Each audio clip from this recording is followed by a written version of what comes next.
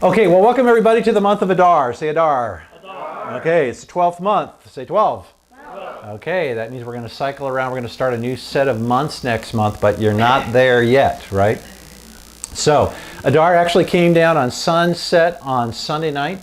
So we're picking up the slack here. A couple of days have gone by, and I'm getting more and more to the point where I want to try to get you to traction right away. So there's a lot of stuff that goes on with any given month, and then I've got to press in and see what I feel like God's stirring in me. And here's where this kind of comes down to. Just one thing.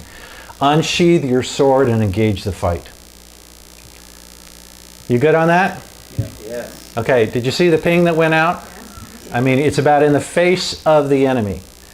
And one of the biggest things, we'll get to it, that happens here, well, I'll show you that in a second. But what comes to mind, you see this psalm, Psalm 78, 9, 10, and 11. So you just go 7, 8, 9, 10, 11, right? It's kind of funny. But this is what it says. The men of Ephraim, though armed with bows, turned back on the day of battle. Okay, that is one of the most stunning indictments. Now, you got to read the next two verses then too. They did not keep God's covenant and refused to live by his law. They forgot what he had done, the wonders he had shown them. So do you see that the turning back from the battle is more than just not wanting to fight? Do you see how it's linked here? It's with keeping God's covenant, living by his laws, and forgetting. Right? So, and yet we're in a huge dilemma with that, I think, with a good part of brothers and sisters. And so it's time to unsheathe the sword and engage the battle afresh, okay? Because we know what's coming, but we're also armed for it. So some of this is easy for you. Again, I used this picture at the beginning of the year, but when I was a child, I spoke as a child, I understood, I thought as a child, but when I became a man, I put away childish things. The thing about a child is the entire world revolves around them, right? I think so. Everything is mine, yeah. Their perspective is the whole world revolves around them. And so when we get older, hopefully, some of you got that clue that it doesn't no longer. Some of you are still working on it, right? Some of us on any given day can think that's true. But God doesn't align time around me either, and so I have to align around his time. But as a faith, we're constantly trying to align God in our time. Well, I'm going through a crisis, so I'll go to his word on this. And that's helpful, but meanwhile, God has a timetable, he's moving it. Ruthie Young, when I was out there in Mississippi, said something about, God's day timer is his word. It shows you where he's been and where he's going to be. And it was just kind of a great little snippet there. And so if you saw, I put a brief line in there about a day timer. Thank you, Ruthie. That's what it was in reference to. So we want to get recalibrated in each month then and say, okay, God, what are you showing us? What's a focus just to help us lean into that part and then put on a new set of glasses so that we're not having everything trying to revolve around us, but we're looking with adult eyes. And we're seeing new lenses to see clearly. So when we get into the 12th month, this one question though, is perception reality? A lot of times it's not, because what you see is usually limited, right? If I'm standing here and I'm looking straight at Phil and there's a car coming behind me, but I don't see the car, is it real? Only when it hits me, right? So whether I perceive the threat or not is my problem. The reality is I'm going to get rolled over by that reality, right? I was on the phone. I had a picture of an F-15 up here earlier, and Phil recognized it immediately. And one of our allies, one of my allies down in Florida, is Jeff Landreth, a former F-15 fighter pilot. So we had some interesting times. They had his vision so trained he could spot another plane like a mile off. It would to me look like a speck of dust on a canopy, but he could tell that it was a plane and also which way its vector. And there were a number of things, whether it had the right. I won't even get into the right phraseology that he was talking about, whether it was positioned right to come in for an attack on a dogfight or not. But he was trained to see that and discern that, whereas if I was in there, I was like, it's just a bug up on the canopy, Meanwhile, no, it's bearing down and it's locked on with missiles, right? So my perception is only so far. So I've got to go back into the Word, see what God says, get those new lenses on so that I'm seeing with His eyes, right? Because a large part of the church is no problem, no problem, no problem, right? And meanwhile, the car's coming. So we'll look at some things here. Biblical references for the 12th month. There are 12 candles there, by the way. If you're trying to count, don't worry. There are 12 actually there. Okay, so I want to give you some specific biblical references for events that happen in this month. It says in the 12th month. Here are just some big things. One, the completion of the restoration of the second temple happened during the 12th month. In the 12th month, blah. You can go to Ezra to read that. This is the biggie. The king of Judea, Joachim, was released from prison and given a place at the table of the king of Babylon. That's referenced in 2 different places in the 11th month. God has a reason with this calendar. Then this one, Esther 3, 7, 13, 8, 12, 9, 1, 15, 17, 19, and 21. Either says the 12th month or the month of Adar. So Esther is just like really links this big time. Now Esther also has links to the first month and to the 3rd month. And so we pay attention to different parts. But this is where a lot of them come together. So we spend time looking at this because there's a genocide order that is set for this date. There's a counter order that's set for this date. And there's a party that all aligns in this date. So you can see why we might want to go, okay, there's something that God's saying here. Because He didn't need to do that. He did not need to do that. How many of you did read Esther in prep? Okay, good. So or how many of you read it in last year anyway? Okay. If not, go hang out there, okay?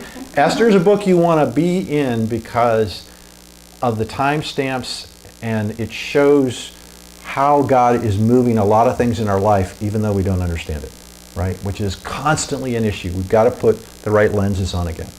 And then there's this one also, which is interesting. We won't hit it tonight, but the temple tax. Because when the second temple was completed, they instituted a temple tax, the half shekel tax. And you remember that story? We won't get into it tonight, but Peter's already agreed to pay it. Hasn't even asked Jesus. So Jesus knows what's going down and asks him a question, then sends him on a treasure hunt, right? In the biggest sense. Go cast, get a fish, and look into his mouth. Yeah, first fish. Don't you like Peter, he's going to do it with fish, right? It would have been, if he'd said, go and buy the first baked loaf you could find and inside crack it open. But he puts him right into the fish. I'm going to give you something you've never seen. For all the fish, thousands of fish you've handled, let me show you something new, Peter, okay? God does that, right? Sends us back to something we knew to show us something unexpected. Look again. Look again, okay? So, okay. Now, this is a month, the month of Adar, and the sages said for year, when Adar comes, joy is increased. Could you use increased joy? Okay, yeah. Agreed? You like these pictures? I like this guy on the left there. It's like, okay. Do you need some joy there? Okay. Say, Lord, increase my joy. Lord, increase my joy. Okay, and now you can increase it, right? We can stir it up. The issue is that a lot of times we're great about wanting to be here and get there, but there's a process to get there. Now, this was the most intriguing picture of women putting sort of field makeup on I've ever seen. These are women in the Israeli Defense Force. And it ain't just normal makeup they're putting on, right? This is combat. Candlesticks. Yeah. So we want the party, but are we willing as a body then to do the prep and to engage the process? These women are. They're getting ready for a whole different kind of party, right? It puts a whole new meaning about getting made up, right? Getting your makeup on. In this case, is a little bit more like war paint. But I love this shot. So there's a process in this month that shows us that. And so Purim's in there. We're going to get to it, but we got to make sure we get all of it. That is the tribe of Naphtali is the 12th tribe. When you go around the tabernacle in the wilderness and God reorders the tribe, he starts with Judah, goes around, and ends up at Naphtali or Naphtali. Different people pronounce it way, but Naphtali is the way that I've seen it in Hebrew. That is the Hebrew for Naphtali. And we always look at the root of the name, 12th tribe, and it's here. Genesis, then Rachel said, with great battles I wrestled with my sister and have won, so she named him Naphtali. Okay? Some of you have seen this before. I have fun getting the wrestle things because it's about to turn or twist or spin. And if you go back and look at that reference, you see the battle royale between the sisters, right? And she's very excited that she's finally won, Naphtali, right? I have prevailed. You want to prevail this month? Yes. Yes? Yes? Okay. Does mean you're going to have to wrestle. Yeah. Okay? We're really good on the prevailing, but we don't like the wrestling part. Why not? Make some work. Why else? Well, I got to sweat, right? You might lose. How many of you did wrestling in high school? I mean, just even in a gym class? With my brother. Okay, yeah. The girls who didn't have to, let me tell you, back in the day when I was in high school and we had wrestling, it was pretty gnarly. I mean, because you're just sitting there, it convinces you real fast why you don't want to go out for the wrestling team. Because you're locked in there and you're all sweaty and you're just kind of like, this is just like, okay, give me some basketball with a little more nominal impact. Where it's kind of up close and grody. So the key in the month, I believe, again and again and again to the 12th month is prevailing, but in order to get there, there's the wrestling. There's a party called Purim, but to get there, there's a wrestling. Okay? And it's a month when we unsheathe the sword and square down with the enemy. Okay? Now, I want to give you this as another picture of Naphtali, because I love this picture. Naphtali is a doe set free. Does that feel encouraging for this month? Okay, so there's freedom in this month, and even more, that utters beautiful words. So you've got to mesh these things about there's a struggle and there's a prevailing, but in the prevailing there's a freedom, there's an utterance of beautiful words, and then there's this. Moses said, Naphtali is abounding with favor of the Lord and is full of his blessings. He will inherit southward to the lake. So there's abounding, being full, and inheritance in this. All in that blessing of that one tribe. Do you want to align in the blessing of Naphtali? Amen. You willing to wrestle to prevail to get the rest of that? Okay? Because most of us are just, okay, God, give me. And God's like, I've got a few other verses. I am gracious to give. But there's something you need to activate in you and trust in me. So just a summation here, 12th month, tribe of Naphtali, okay? We wrestle to prevail, but then we hit into the second part of that. You're set free and you release words, beautiful words. The words are important. The curse is in the word and the blessing is in the word in this month. What you release is important. Then you abound in favor, be full of blessing, and possess an inheritance. You good on this? Okay? So we set that before you. But then what we do is, there's a lot of revelation in any given month, so then I always go back again and I want to put on my grown-up glasses again and go, okay, what year are we in? So how might God indicate certain things in Scripture for me to look at? And we're in the year 5777, and of course that 7's important. We see 3 of them. And the 7th, 7 in Hebrew is the letter Zayin. And it used to be a Vav, which is the number 6, right? You remember that from last year, which was what? What was Vav? I always say that, penteg. I got this dyslexic thing. Tent peg, okay. Or a stake going down. And to make the Zayin, it gets crowned and it becomes that. So part of the things that we look at is where that 7 is showing up, but also this act of this crowning of the Vav. And we see things like it's a picture of a sword or a weapon. It's completion, the number 7, right? 7 days. It's completion, summing up of it. And then it's a covenant promise. We want to watch for where the covenant promises are activated because it literally means to seven yourself is to promise. And in this case, I think Esther really was a Vav that was crowned. Because think about her journey. First she was taken, right, out of the wilderness in a sense. She was orphaned. She's adopted by her cousin, right? And then she's grabbed into the palace, and she's driven basically down there as a Vav, right? But then she gains favor among all the others, and she's crowned. So there's a lot of things here to me that point to that. Robert Hudley was saying that Vav can also be, or that Zion can also be a scepter. I didn't know that, which again also ties in very much with Esther, about with the scepter out there.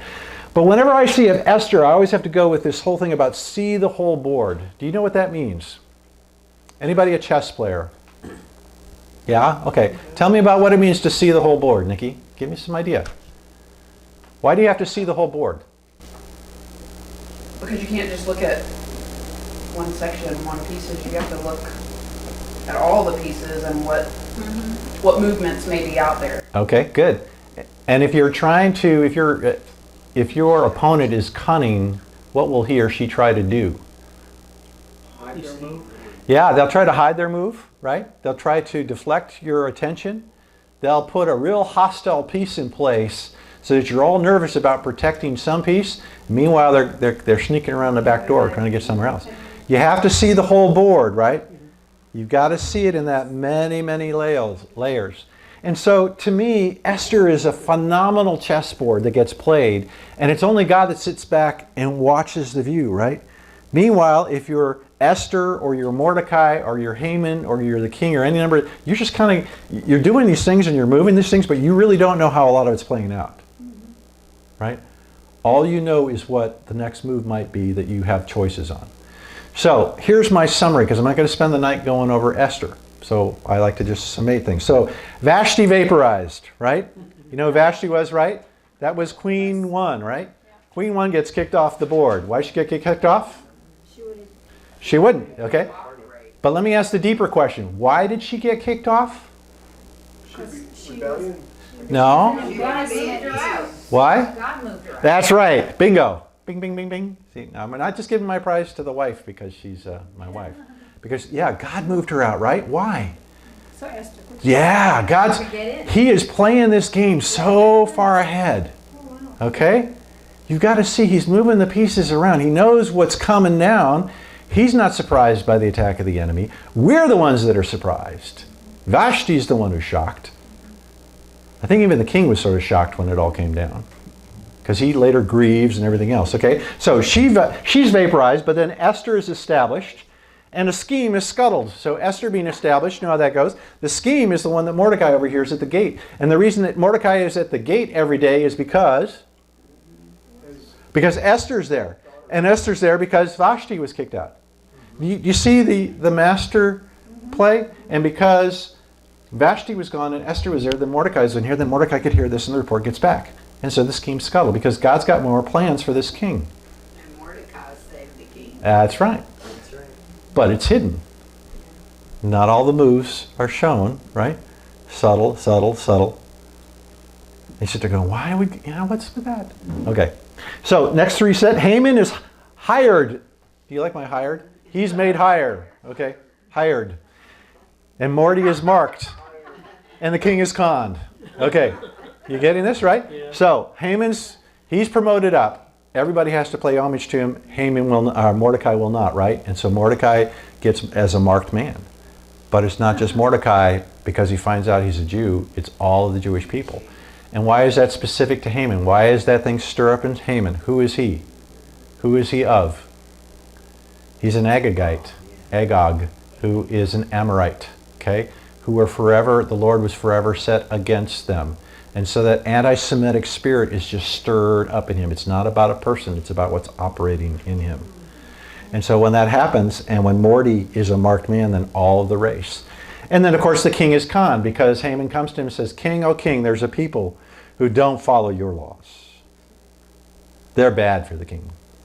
And I'm going to pay you 10,000 talents. You know how much that is in today's money? In silver. $153 million. Wow. Sound like a pretty generous offer, huh? I'll pay $153 million to deploy the troops to wipe out this people that are really a harassment to you. Now, is Haman serious about that? He's playing the king, right? Mm-hmm. And so what does the king say? Okay. He says, yeah, keep your money. Here's my ring. And he hands him the signet ring. What does the signet ring signify? Authority. Authority. I'm giving you authority, right? You turn it over. It had an imprint on it. You put wax. You stamped it in there. It's sealed. It was the king's signature. You had full authority in his behalf. And so the king, and there's a great line. Read it through. Because it says, so this declaration is sent out throughout the provinces. And it says that the capital was bewildered. And the king and Haman sat down to drink. It's just amazing contrast. The whole thing's like, what? And they're just like getting drunk. Like, okay. Okay, so the king's con. Then we've got Morty messages, Esther equivocates, and Morty motivates. Okay, so he gets a message to Esther. First he starts mourning, right? She sends word what's on, and da-da-da-da. And he sends back, and he says, you got to go before the king. Wait a minute, that's illegal. Off with me head, he goes, right? There is but one law. But he motivates by coming back. You know this, right? Don't think that just because you are in the king's house, you're going to be protected, okay? And so she gets that. And so the queen queues up to query. Sorry. Right? So she does. She goes 3 days, fast for me. I will do the same. Tell all the Jews to do this. They come together for that. And then she goes in time. But I love this then because the scepter and then the suppers. Okay? The scepter is extended, but then she says, well then, what do you want? Come on, anything, woman. You just risked your life to come here to me. You know, again, Naphtali, we're in this month of Naphtali that reflects the favor, but that stuff actually happens in the 3rd month, just so you know. The stuff back here with Haman and the Morty as a marked man happens actually in the 1st month. Those things go down in different times. It's the 12th month that we're in now when it all really big time hits a specific focus, and that's why I'm going over this to get to that. So all that happens, and then of course, Haman is shamed and then tamed, right? He's shamed because the king finds out about Mordecai. Says, Haman comes in and says, what should we do to the man that the king wants to honor, right? And Haman's sure it's him. After his buddy the king sat down and drank, and he saved $153 million and get to wipe out an entire race of people. He was having a good day. So of course it's got to be me, right? Shows you. Okay. So he's shamed, and then of course you know he's tamed. She confronts him. And the ring is re-registered because the ring is now taken from Haman and it's given to whom? Right. He's now M, for those who 007 fans in here. He's the prime minister. Okay? He's the prime minister. And then the edict equalizes. There's a second edict because you can't refute back the first one, because whatever is put in writing in for the Medes and the Persians, it has to stand. It cannot be revoked. It's out there.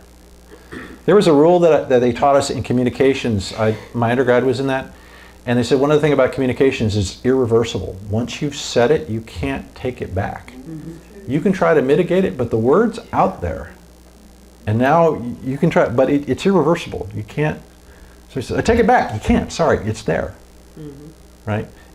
Now you can say, well, that was a stupid idea, or that was a stupid thing to say, and try to lessen it, but the word's there.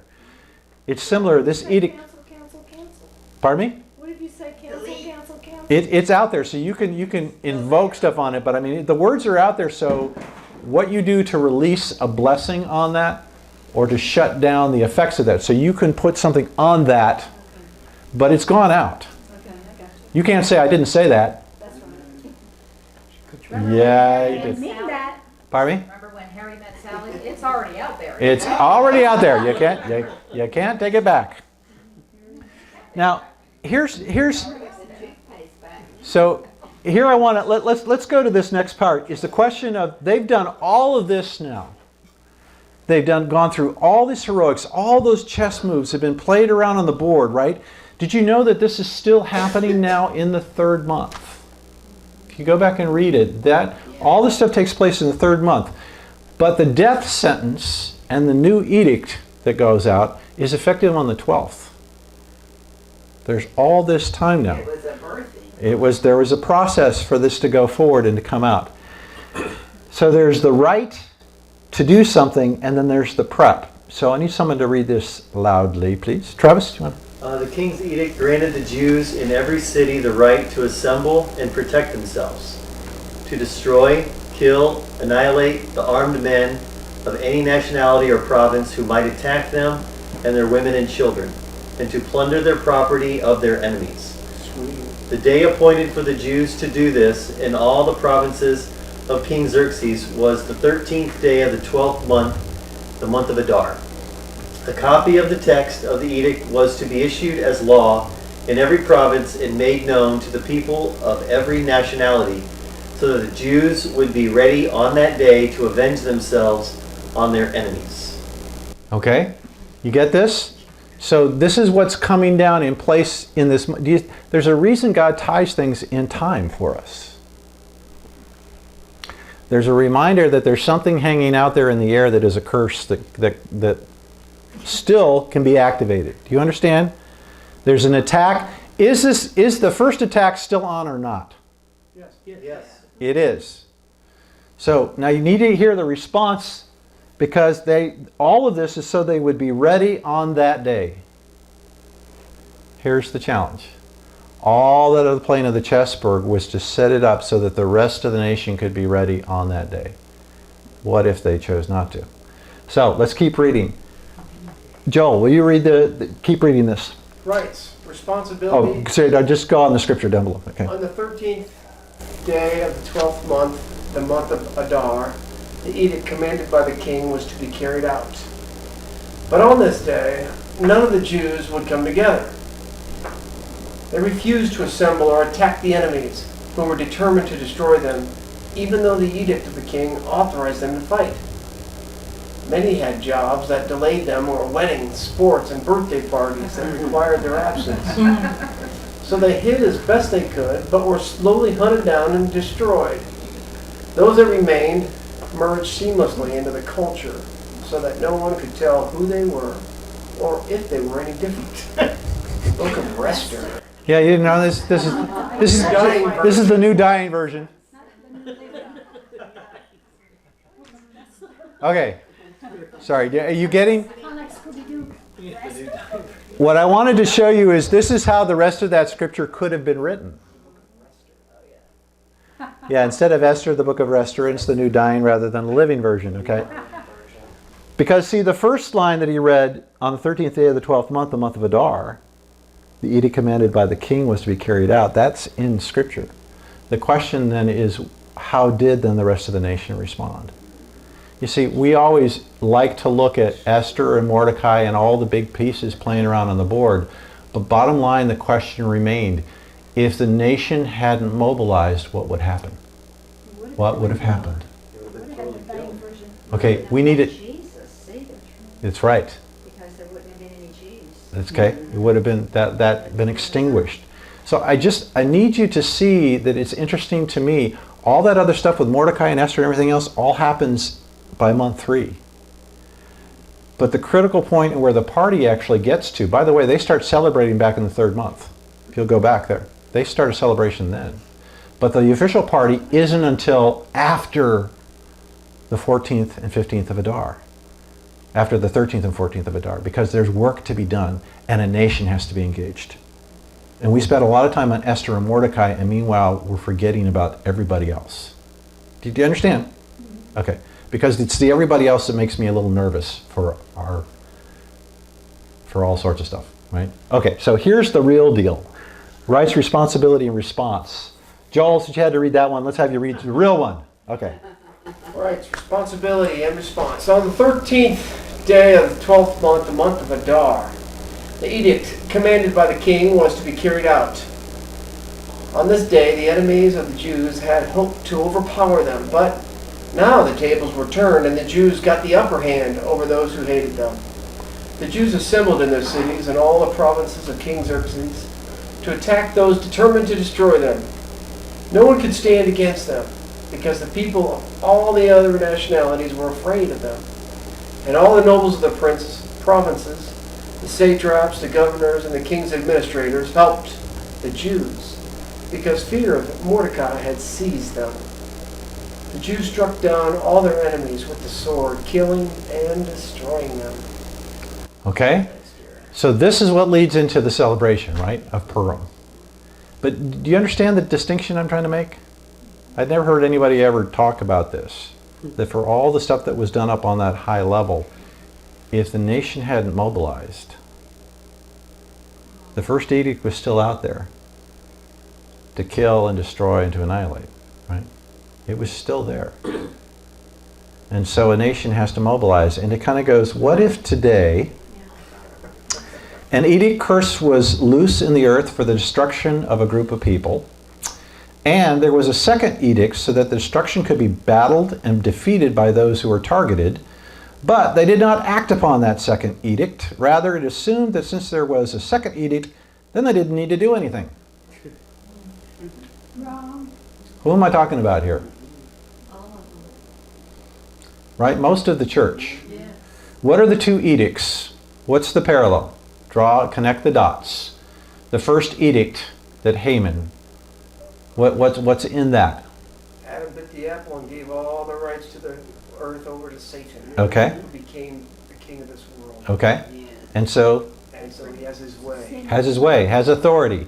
And what is his purpose now? Revelation 12, since he was hurled down from heaven. Steal, kill, and destroy. Revelation 12, to wage war against the believers in Jesus because he knew his time was short. Are you being hunted or not? Yes. First edict is still out. First edict's still effective, right? The question is, has there been a second edict released?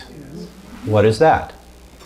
Savior came, and not only did he die to pay for the sins, but he also resurrected, bringing us that life eternal and the additional Ruach Kodesh, the Holy Spirit, which gives us power Okay. over that first king. There If you we go. receive it. If we receive it and if we act upon it. This is a month when there's a clash of these two things are in the earth, and the question is, will you unsheathe the sword and engage the fight or not? Okay? And I'm troubled because we still have much of the institutional church doesn't want to talk about it, doesn't want to hear about it, thinks it's spooky, weird, or anything else. But meanwhile, they're still being hunted. And you know what? This is nothing new. This is nothing new. You've got to understand the words of Jesus. Simon, Simon, behold, Satan demanded to have you. He demanded to have you. Jesus is like reporting out on some sort of council meeting he was in. Now you need to know that you is plural. He's talking to Peter, but he says the you is in the plural, right? That he might sift you like wheat. Okay? Sort you out. But I have prayed for you that you would be completely safe. That's not what it says? That you would be unharmed. That you would be without any wounds. No, I've prayed for you that your faith may not fail. Did his faith fail? Well, Because it said, and when you turned again. right. But he prayed that he would not fail. So did Jesus' prayer go unanswered? No, That's a it's a tough answer. question. Okay, let me distinguish. You have faith the size of a mustard seed. When he speaks to Peter after walking on the water, he says, little faith. Little faith is not an insult. Little faith is just a statement of fact. Because Joel, all you have to have is a mustard seed, and you can say to this house, get up and be moved into the lake, and it'll move. So you don't need to have a big faith. Little faith is good. The problem is the doubt and unbelief. Why did you doubt? There are two forces that pull separately. You have enough faith to get you there, but it's the doubt and unbelief that will pull you back. So Peter's faith was still there, but he personally failed. Okay? I would say his faith is still there. Do you know why? Because what happened after the third time? Third crowing? After the third crow, what? He wept bitterly. He remembered. If his faith had completely failed, he no longer believed in Jesus. He would just like, yeah, what's the deal? Ultimately, he became the head of the church. That's right. Ultimately, he did not fail. He's restored. Not only that, but where was his failure? His failure was in the inner courtyard of the high priest. Peter was one of the two that was getting closer and closer and closer into where Jesus was, where he was being beaten and arrested and tortured and everything else. And so while at least 10 other guys are, because we know only of John, the disciple, and Peter that made it in, because John talked to the servant girl and let him help get in, right? Everybody else is already out of there. So Peter at least had the guts to get that close. His faith was still working. He's just like... So, being sifted like wheat, and when you've turned again, so when you've been restored fully again, then strengthen your brethren, right? Because we comfort with the comfort by which we have been comforted. So now, when you fail, it's not that you failed. Your faith is still in there. If your faith fails, then you really couldn't care less. You have no issue about it. Right? You just... Because it wasn't there. It's gone now. Okay, and then Peter himself writes this to the church. Right? He says, your adversary, the devil, prowls around like a roaring lion seeking someone to devour. And so then this thing, resist him firm in your faith. Right? Think Peter gets this? But the challenge is that we have a model of what it's about, of what faith is about, that often is moving away from that understanding of our place in the battle. I'm going to do this. How are you guys doing? Are you awake? Yes. I've been trying to understand at times why we have this new model around the carrier, right? The idea is, rather than this being an end of itself, this is a place you come and you land, you get refueled, recalibrated, rearmed, you get briefed, you get repaired, and then you get launched back out, because that's where the deal is, right? Yes. We're not here to do stuff for you. We're here to do stuff with you, right? Well, lo and behold, I see one of the things I track in is business, and how business is learning to stay in the thick of things, and where some businesses are stalled and other businesses are moving forward. And here's one thing you're saying: when you're introducing a new thing, don't change what people think about, change how they think. The challenge we have at times with this model, it's not a what, it's that how people think. Because how they think of being together in a church is you show up, you sit down, you receive, you get a little charge, you punch your card, throw in some cash, and you're basically done for the week. Okay? Now, for most people, and where they are, Jesus is going to have to sort that out. But faith is not ultimately a core issue, it's a peripheral issue. And it informs a lot of things, but it's not the core, right? And so because of that, then I got to segment it. But he's talking about what new businesses are finding is they have to get to a shared purpose with their customers. Customers are tired. Most leaders think of a purpose as being for. That this company exists for providing Phil with shoes. Right? That's a for. The new one is what they really want, what people want, is a purpose with. This is probably not, I'm going to have to take longer to, all I want to do is tell you this. Our purpose is with you guys, not for you. Tell me how many evangelistic crusades the first church organized.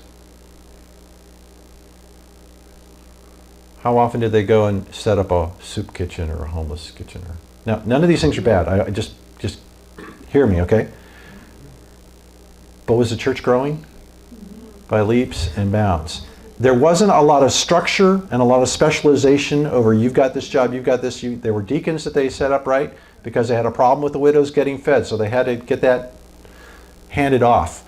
But they weren't putting a lot of programs in place. Instead, they were together in a community and they were understanding who they were and what they needed to do. So everywhere they went was another outreach, was another opportunity to feed somebody or heal somebody or tell them about Jesus. You met your neighbor because that's what you do. And you bring Jesus because that's who he is. You don't have to bring them into a building to have them hear from a specialist because you're not qualified to do it. You just share life with them. Yeah. The early church, which is what we're being restored to, is about life, about knowing what's going on, what's happening. You know the number of text messages and email messages that flowed back and forth in this place in a given time. You'd be amazed at this stuff. And what we love is when we hear stuff that's going on out there, and we don't hear about it till later. This whole little crisis came up, and 6, 7, 8 people all jumped in and did this and this, and all of a sudden we hear about it later. And I think, that's wonderful. I don't have to be, and I can't be in the center of everything, and shouldn't be. Right? Because it's supposed about life. That's about a purpose with rather than a purpose for. Most of the institutional church is a purpose for. Okay? And I want to tell you, the new companies are understanding that actually doesn't work well. You need to be with. That's why social media comes in there. You're much more involved. People need to feel that your purpose, whatever you are as an organization, is actually their purpose. Anyway, there's more here, but all I wanted you to know is that they don't want to be at the other end of your for. They want to be right there with you. Purpose needs to be shared. We have a shared purpose here in terms of what you're doing out there. Everything we're doing here is not to make this bigger. It's to make you more effective in who you are and what you do out there. That's it. That's a different model. That's a different way of thinking from I'm going to show up, I'm going to sit here, I'm going to eat a little bit, I'm going to sing a little bit, and I'm going to go. And I've done my thing, rather than what do we need to get you so you can be effective this week? Okay. So, Just again, summer places Esther's from a pawn to a queen in time to be revealed. Summer is Mordecai in time to hear, to stir, and even to reign. But many are deployed to fast, pray, and war on an appointed day from where they are assigned. This is the last part that we so often, I think, miss in this, and I think it's here. So prepare. The question, is the church aware and alert of the war that is set upon us? Yes or no? Sort of, some. Yeah, a little bit maybe, right? Are we engaged in the fight and actively preparing for what remains? This group, if you're coming here, you're doing it, right? When I was doing this thing in Mississippi, and they were asking about training and everything, and I said, you need to understand, we are always, everything we do has got a so what for it. I never want you to come away and go, well, that was interesting. Right? I always want, so what? How does this actively affect what Phil's going to do today, tomorrow? Today's is almost over. So here, how do you unsheathe? Go ahead. I had a quick thought, just, are they engaged in the fight and actively preparing for what remains? I think for me, it reminds me of the difference between being church-minded or kingdom-minded. Okay. Articulate that. People are more, focused on the church. They're focused on maybe the organization, numbers, money coming in, how to get more members, what programs to implement, what's working around the community to get, to keep people coming and to whatever. Kingdom is where the miracles happen. Kingdom gets messy sometimes. Kingdom overthrows the enemy. And, kingdom will cause people. Kingdom is like this. People come, they get what they want, they go out and they deploy. But a church, they want to keep people. They don't want to offend people away. Yeah. Kingdom could care less. Yeah. You either align, you get with it, or, go do what you got to do and then come back. Yeah. Or don't come back. And if you really want to get involved, we have a program for you to plug into. Right. We have this ministry, that ministry. It's like, but wait a minute, okay, that's fine, but meanwhile, what's Travis's ministry? Mm-hmm. He's seeing dozens and dozens and dozens of people as a chiropractor. What does he need? Because most of those people aren't going to go into a church. Right. That's right. He's there healing to them. There is no one apart from Kay who is wired to go and meet that neighbor. That's right. They talk about designated driver. You were the designated driver. Okay? To drive the truth there. Okay? Opportune time. So if Kay's not equipped and feeling empowered, if instead she go, well, I really don't know the answers to any of your questions. Let me just set up an appointment for you with the pastor. That guy's going to go, yeah, right. That's why You're right, yeah. Yeah. Me and your pastor, that ain't going to happen. Or I But- better just stay away from that godless American. That's right. Yeah, or he'll be afraid. But Kay there with him on the sidewalk in conversation is deployed. Yeah, being deployed for it. Now, you know what? That sticker is a cry for help. This is what God's doing, though. Don't mourn that more people are saying they're atheists. Rejoice the fact that they're willing to talk about it. Because I could basically tell you that number hasn't changed that much, but just the people who are willing to say it has changed. See, they're just being willing to put it out there. Well, that's good. Then at least we know we got an issue. Right? Otherwise, and we won't get into Christian atheism, which is a whole other thing, which any of us can fall into at any given time. I've got another story when we're finished. Okay, let's come back. Let me keep going. We can. So, question: how do you unsheathe your sword? I said it to unsheathe and engage. So, give me some example. How do you unsheathe your sword? What's your sword? Bible. Your Bible. What else? Obedience to What? Rhema. The obedience. Good. What? I said the same. Obedience. Yeah. To Rhema. The Rhema. Good. The Rhema word, the revelation of the Word of God. As it comes to you on The a utterance. moment basis. It's the utterance of God that you hear, right? Okay, but how do you unsheathe these things? So it's the word of testimony, right? They overcame him by the power of the blood, the word of their testimony, and they loved not their lives unto the death. That's always the third important thing. Sword and you Right, but how do you first unsheathe it? I I do it through the Our Father when it says Thy will, and I ask Him, when you speak to me, let it happen. Let me be obedient. Help me at that moment. Okay. And I'm unsheathing, going, okay, it's yours. We're going to do this. When Cutting short. pull the sword out, I take it from where it's hidden and protected, and I bring it out into the atmosphere. You use it. Right?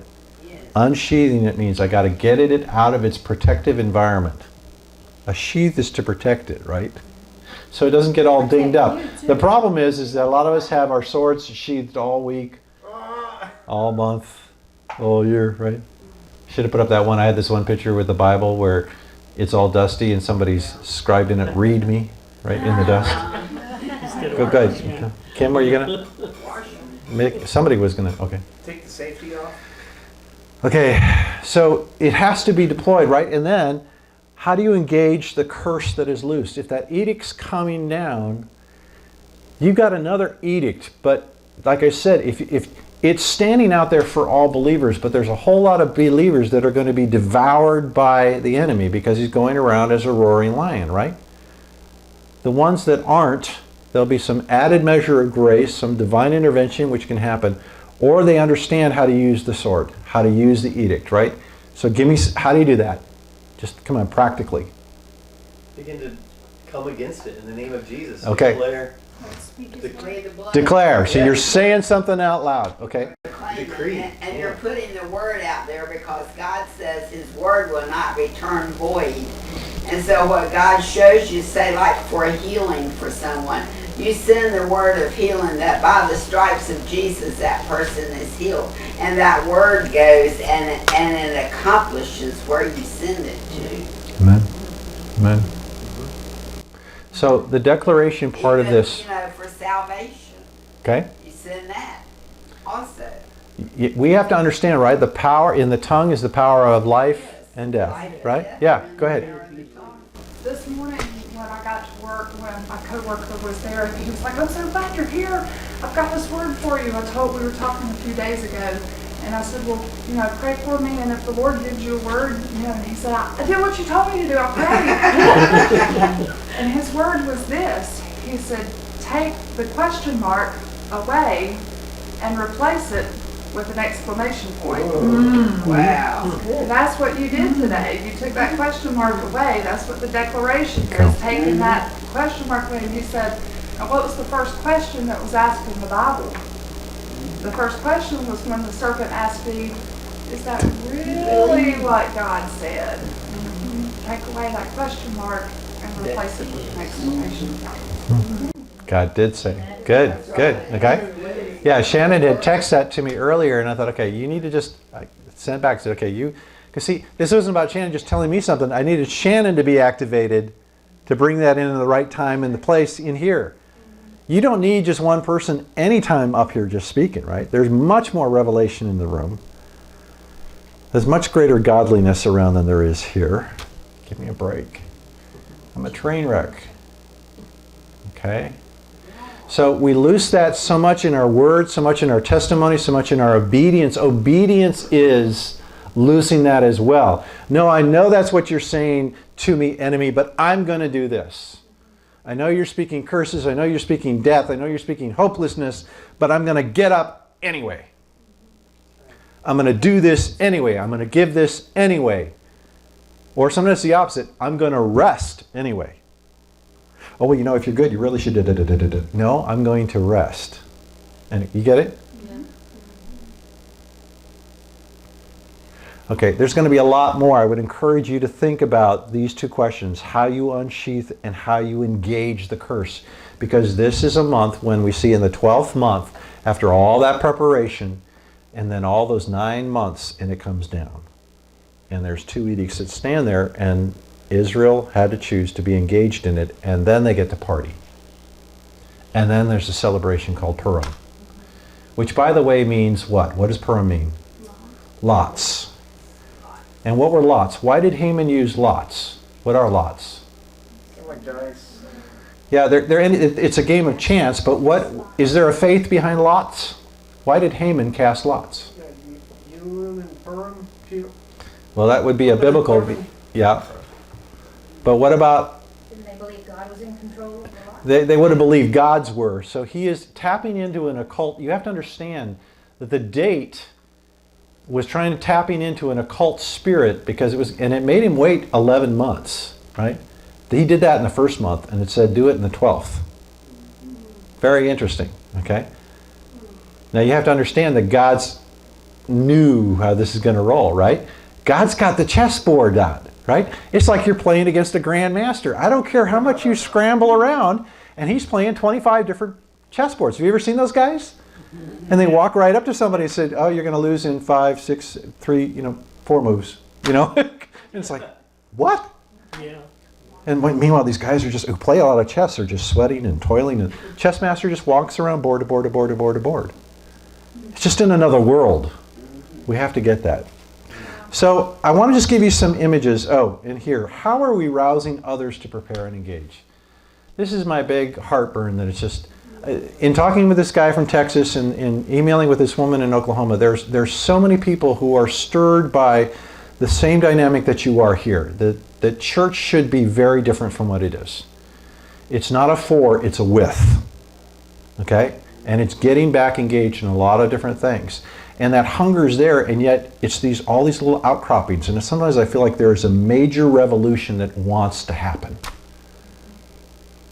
Where people want to just say, I want to be this serious about my faith. I want it to be core and not peripheral. I want to do it with you. I don't want you to do it for me. That's not how it works.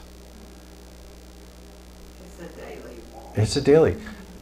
Shannon's coworker has a relationship with her. She has the opportunity to speak into his life. Travis with his patients, on and on and on. Everybody's somebody different. Okay, with her neighbor, these are incredibly important relationships. That's how it's supposed to work, is by social networks. The early church was the social network that really functioned. They were really engaged with each other. They fought for each other. They gave to each other. They cared for each other. It was lively. And because of that, God so honored that kind of unity. Not doctrinal unity, not programmatic unity, not you're all going to wear the same clothes, cross your legs the same way, but the unity that came from life, right? And that was so vibrant that people were drawn to it. It had gravity in the best sense of the word. I don't know what's going on there, but I want some of that. This is what we have to see restored. And instead we go up and, well, there's the building and nice folks and good program and okay, and I'm out. And it's like, well, to me, what I've noticed is, okay, they go to church, but when they go back out into the world, it's like they take off their camouflage to fit into the world. Yeah.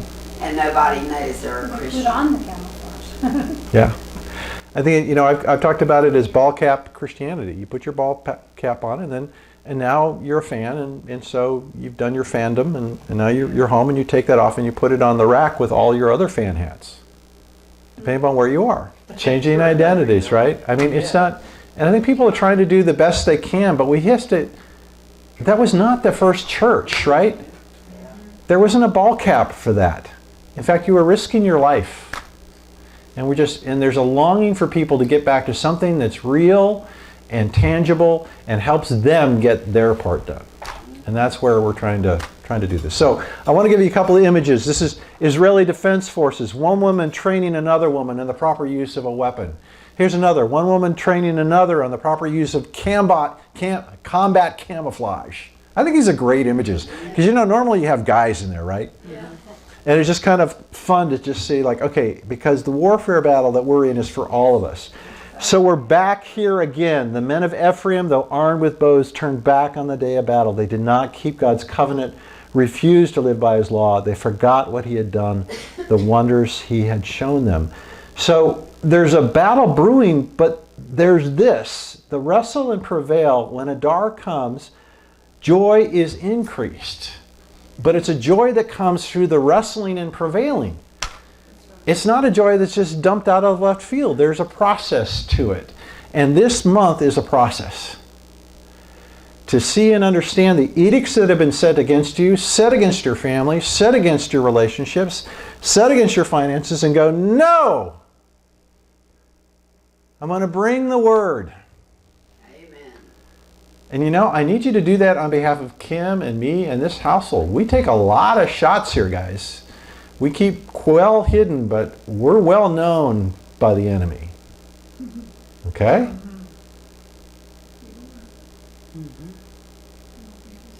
So, but this picture kind of captured, I love the joy on her face, but the fact she's there in combat gear with a rifle tells me this is a woman to be dealt with. But Stephen, that tells you also that you guys are doing something right. Yeah. I hope That's so. what keeps me Yeah. coming back. I'm Yeah. just going to be honest. I know a lot of people, and I don't even live in Valdosta anymore. That's what keeps me coming back. You guys are doing something right. Yeah. Thank And you. there's life here. Thank you. That's why we all come back. Well, we want that. We're trying to move in obedience. The burden I feel though, guys, is just like it's very frustrating to feel like there's a lot of stuff, a lot of people caught in webs of stuff, of religious stuff. Yeah. And I'm not trying to tear that down. I just want to get those that want more and want life. I just want to bring and see that you guys get what you need so that you can impact more people and more people and more people. But I just have this sense that there's an underground fire going on right now. And a lot of people are stuck in other places and can't even get out. And there's a lot of people who don't even know like we exist and would need to be involved in something more. I was talking to a friend today, and you don't even realize what gets imprinted on you here. And then in the week, as things come back, and you're meditating or you're praying. So I was talking to Kathy Russell, my friend Kathy, on a lunch, and she said something about some people I know. They're really closer friends of hers, but I know them through past relationships and everything. And she said, well, so-and-so's having a wedding on a Sunday morning. I said, oh, that's a little odd. She goes, yeah. They're not in a church right now. They don't go anymore. I don't know if they're doing it to make a statement. I don't know if they don't want anybody to come, the people that go to church. Oh, interesting, yeah. And out of my heart, I just said, you know what? I'm just wondering if, they're not even in church because of the new thing that God's doing.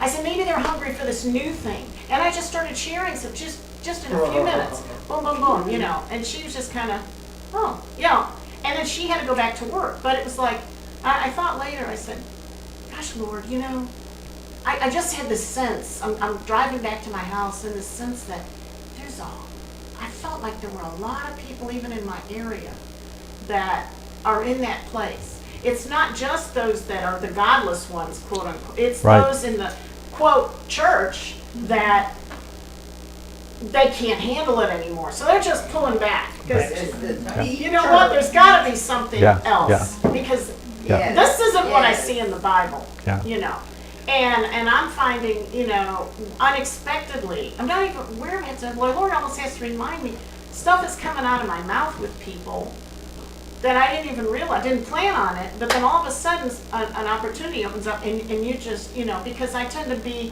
try to be an encourager, exhorter, but what's flowing here then flows out in that, and people say, oh, you bring such joy into the room, and my joy has increased, and some of it obviously is circumstances too, but it's a special time in my life right now, but it's more than that. It's something that God is doing, and it's not just a natural gift. He's refining that gifting of joy, that thing of joy. There's a hunger to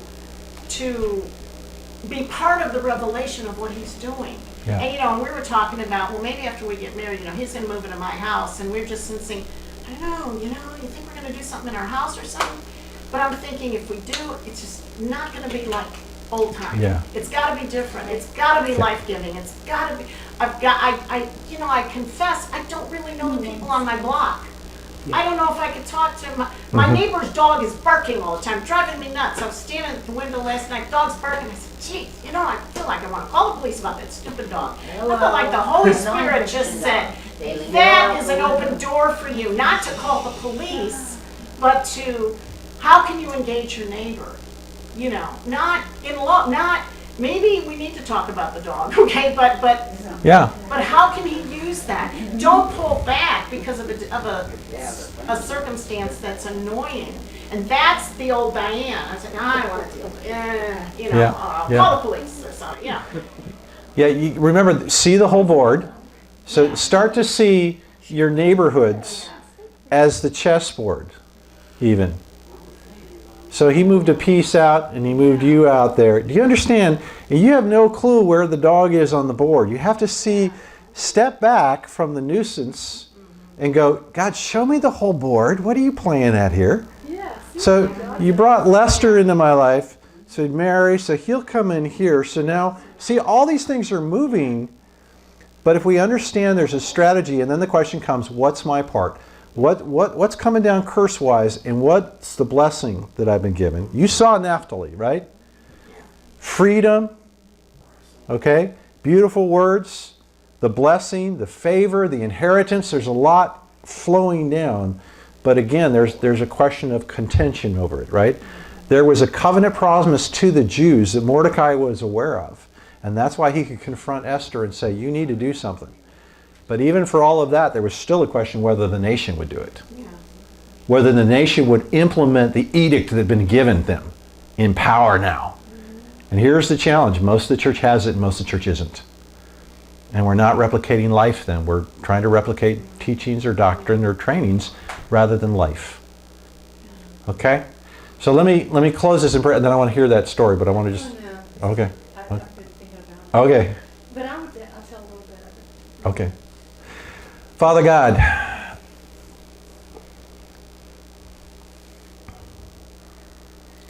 Father, we receive the blessing now of Naphtali to wrestle and prevail. Wrestle and prevail. I release that blessing here. You will wrestle and you will prevail. And you've got to remember, begin with the end in mind. Father, bring to mind all the blessings in this tribe. Bring to mind the blessings that you had in mind for Esther and Mordecai and for all the Jewish nation in the midst of Haman rising to power, in the midst of the edict that went out from the king saying they could all be murdered on a day in the 12th month. Father, remind us that these things are on the board and you see the whole board.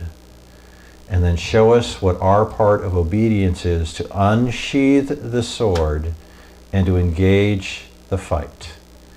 Father, I ask that you would stir up the hearts of those who are displaced and discouraged all over this nation with the institution. They're tired of something being for, they want it to be with them. Lord, show us how we can help in that process.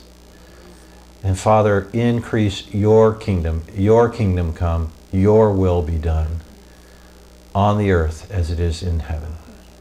In the name of Jesus. Amen.